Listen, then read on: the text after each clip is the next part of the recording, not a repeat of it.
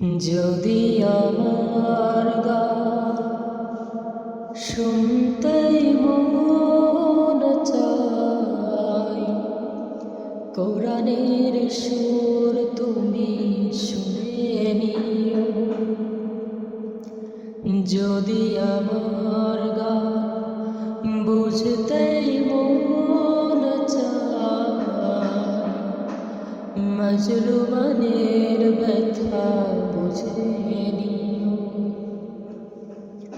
যদি আমার গান শুনতেই মন চায়, কোরআনের সুর তুমি শুনে নিও।